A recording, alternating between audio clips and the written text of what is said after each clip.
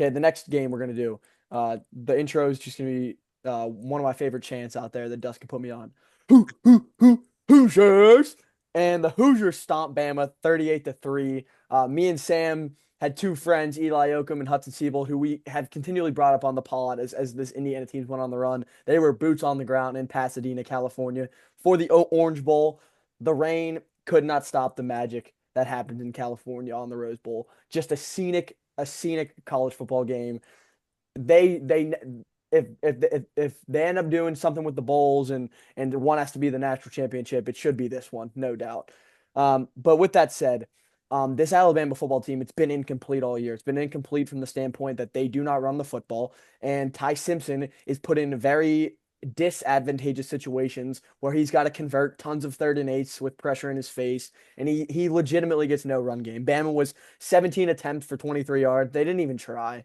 1.4 yards per carry. On the other hand, Indiana, in the Big Ten championship game, we posed the question, can Indiana run the football against really good defenses? That was the question we posed as a podcast. Well, the answer is yes. Emphatically yes. Indiana went for 50 carries. 50 carries. That just wears a defense down if you run for 50 yards, 50 carries.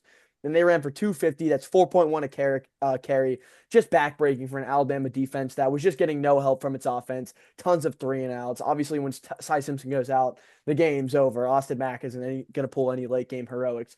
But one thing we talked about in our Week 7 recap show after the Oregon game, we talked about three things that, because you always ask, how has Indiana done this? And we're going to re-hit upon those three key points of how Indiana has been able to continue the success and do it in such a short period of time, and why Kurt Cignetti's such a wizard.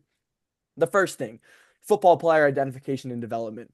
So Surratt, for example, Elijah Surratt, he started at St. Francis University in Evansburg, PA, an FCS school. He then goes to JMU. He then goes to Indiana, and then he's going to be an NFL draft pick. Those type of player development situations where you take under recruited guys and develop them into NFL talent, that is something that they've been able to do. The second thing is staff cohesion. Mike Shanahan, the offensive coordinator, and Brian Haynes, the defensive coordinator, have been with SIG for a decade. Since IUP, they've been there for a decade. And they've been with, so these are SIG's guys, and they just know how to coach together. They know how to put game plans together. Whatever, they put over 100 game plans together as a staff. So whenever you have that type of staff cohesion, you just don't see that anymore in college football. And then they play fast. Their culture, their scheme, they've taken root. The culture and scheme have taken root, obviously, from just the same messaging for so long, and they go out and they execute. And it all those things are super simple in to speak, but they're really hard to implement, especially in today's college football where you do have to utilize the portal. And a lot of times coaching staffs are broken apart every year. I mean, we're seeing Oregon right now lose both their coordinators. We're seeing Ole Miss have to go through what they're going through. So it's just super impressive what Indiana has done. The alumni, it's the second biggest alumni base in the country behind Ohio State. It's a sleeping giant as a program in terms of just capital they have. The Alabama graduates, they're not going to Chicago and starting companies. The Indiana graduates are. And that's the thing we're seeing with Indiana, and it's cool for Bloomington. Yeah, I talked about this earlier in the year, and I'm glad I finally bought into the Indiana hype and am finally on the right side of a result by Indiana. But a team, you just mentioned the three things that the fundamentals of Indiana that make them great with their coaching staff, and a team usually takes on the identity of their coach, and by proxy also their quarterback. And I think they have the perfect combination of the two to take on just a it's a culture of just pure belief. It doesn't matter what the situation is. They believe that they're going to win, and I described it earlier this year as just a it's the type of belief where it's not even logical, but you believe it anyway. And it's you can see that in the way they play and the way they approach these games. And we've talked about it all year. The blue chip composite is never in their favor, but they're still able to find an edge in these games. They made Alabama quit in this game, and they made them tap out. And we talked about trench play from the Miami and Ohio State game. If you're getting dominated on both sides of the ball, then you're going to tap out at some point. And if you have an advantage on your offensive and defensive lines, you're going to be able to carry. That's just going to be able to propel you to any situation that you need them to come up big. They're going to be able to do that, and you just see that in Indiana's play style, and they're always able to dial things up, even if they don't have an advantage physically. They're going to dial something up on defense to get a pressure, or they're going to find a way to run the ball effectively. And you just see that every game. They have a guy that's probably the best quarterback in the country, and he has pure belief in his team and in himself, and that you can see that in the way he plays as well. And I think the overarching theme is that they Signetti and Mendoza are the perfect combination for a team that's overlooked despite their success to be able to carry that belief and momentum into every game and be able to execute at a high level no matter what the situation is. So you see that in the way that those two operate, add in the development and staff cohesion, all the stuff Charlie just mentioned. That combination is going to be Indiana, and it doesn't matter that they're Indiana and that there's no precedent for them being good at football. If you have that combination, it's going to be successful no matter where you're at. And all of the teams that we consider blue bloods nowadays, at some point they weren't, and they had to build that culture and identity that you see in those teams over time. And it's possible for teams to do this in the modern era. And I think Indiana's uh, a good example of that. I think another would be like Oregon. The way you look at Oregon now, that's not the way they've been looked at for the majority of the history of college football. But every now and then, a certain coach or person that can give money to a program comes along and is able to build up the cachet and brand of a team, and you see that with Indiana, and they already have a very passionate Dabo, I was saying basketball. Dabo as well. Dabo Clemson. Yeah, 100%. Yeah, and Clemson had a national championship in like the 80s, but they weren't considered in the same light as the blue bloods that you commonly think of. And Indiana, they have the basketball. It's a basketball state, but they also have that fervor, and there's enough passion in that fan base that if their football team's good, they're going to care and show up for that team. And it's cool to see a fan base like Indiana, who was so dormant in football for so long, finally have something to root for. And you see the support that Indiana's getting. And they dominated the stands in that game. There was a distinct Indiana It's like advantage to, 75 or yeah. 70%. Yeah. And they're not to be taken lightly. And if Signetti continues along this path, it's going to be a school that's set up to be a contending football program for a long time. And it's exciting that we have a fresh program to kind of be considered in that light. And it's a historic win for them. They won the Rose Bowl against Alabama, which is just insane to think about. If you told someone that 3 years ago, they would have called you crazy, and for good reason. Yeah, I was going to talk about well, I guess one thing like goes along with Chuck's first point, like the development.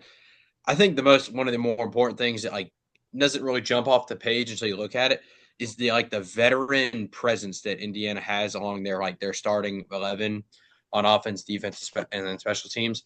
I believe it's in the 22 or 20, like between 22 and 23 is their average age of their starting lineup, which in this age of college football is probably one of the more important things I would say is having with all of the fluidity of rosters with the portal and stuff like that. Having a veteran roster and like all the like I'm not dumb. All these most of these guys did not come to Indiana as freshmen, but they came with the same like the JMU. They came with the same coaching staff and they developed like at each stop with Sig and the other assistant coaches they had where they are now. And I think that the age really does matter and it gives them a huge advantage. I think it was very smart of them to try and build a old roster that you can keep together because like I said, I think that's really important, I guess, especially in games like this. And then my point about Alabama is I think I put too much stock from their defense in them shutting down or really minimizing Oklahoma in that second half. And I took more from that than I should because I remember I texted y'all at halftime, or I guess it was, yeah, I think it was halftime, that I thought Indiana was going to have their way at some points against this Alabama defense, but I thought Alabama's defense would be look more athletic and more physical than Indiana. And like I texted the group chat and I said they looks like the biggest shock to me is how slow Alabama's defense looks right now. And like you saw it in the first quarter, like I don't know, like in the first quarter when it was like close 3-0, whatever. It just felt like it was like it was going to happen and Indiana was going to explode, and then they ended up doing it right before half when they put, I think, believe went up 21-3. I want to say, but yeah, I mean, Alabama's defense looks slow, and that's due to what Chuck talked about. Indiana's execution being at such a high level that at a certain point, talent, athleticism, something that doesn't matter when you have such a like a high level scheme and you execute it at such a high level that your players are flying around and not thinking. Yep. So hats off to Indiana. They absolutely dominated, and I looked like an idiot once again picking Alabama. Yeah, I'm going to give two quick rundowns of what I think from both sides. First, I think on Indiana's side, it's something that Charlie and I were talking about earlier today, and it's something that you really can't quantify. And it's just the power of a team and the unity of a team. And people make fun of Mendoza a lot for his post-game press conferences and how he's, how he is. But I think that something that's really special about this Indiana team, and a big credit to the staff for being able to do this, is when you have all these guys come in from the portal. And like you said, someone, I think it was Tuska said, not many of these guys came in as freshmen, they came in as transfers. So these guys haven't necessarily been playing together for 4 years, and yet they're all veterans and they play as such a strong unit. And the bond that they have and the calmness that they have, like you're going to the Rose Bowl as University of Indiana, like even your own fans at points don't even think you're that legit. And then, you go three and out to start the game. Everyone in the media is like, oh, it's still Alabama and it's still Indiana. And then you just go out and completely annihilate Alabama. And what is almost cinematic, and Indiana kind of announcing themselves on the biggest stage against the most historic and successful team of the past 25 years. So just awesome stuff. And then onto the Alabama side, looking at Alabama kind of like a stock. And at the beginning of the year, it was very low after they got smoked by Florida State. Then it slowly rises and then it peaks, right? They win, I think it was four in a row against ranked opponents. And everyone thought they were this unstoppable team, right? And they're up here now. And there is a clear point of regression. Something happened to them that broke them. And it was when they walked into Williams-Brice Stadium, went toe to toe with the Cox, should have lost the game outright. And the Cox just helped the college football world by showing Alabama's flaws. And ever since that game, they've not been the same. So you are welcome, America, for breaking the tide. Also seems like Ty Simpson was a little more injured than we thought. And I know he got pulled in this game, but I don't remember hearing about the elbow issue against Oklahoma and in games before that. Sam, I But love that. yeah, that was But yeah, great. but yeah, It's true. yeah, you're right. You're right. Both of you guys are right. Obviously, Simpson was not right. The Cox, we'll never know, but this podcast believes that they broke the tide, and um, there's going to be a lot of self-evaluation from the Alabama Crimson Tide and from that staff, from Grubb and Would you guys DeBoer. run it back with Simpson, DeBoer, that infrastructure? I would Yeah, say yeah, yes. yeah. Yeah, No, like absolutely. literally wouldn't even think about it. And you let DeBoer, dude. He didn't have it all figured out at Washington. I mean, at Washington at one point, and you give them a little bit of time at Washington. One of the key pillars to Washington was that they could run the ball, and their offensive line was awesome.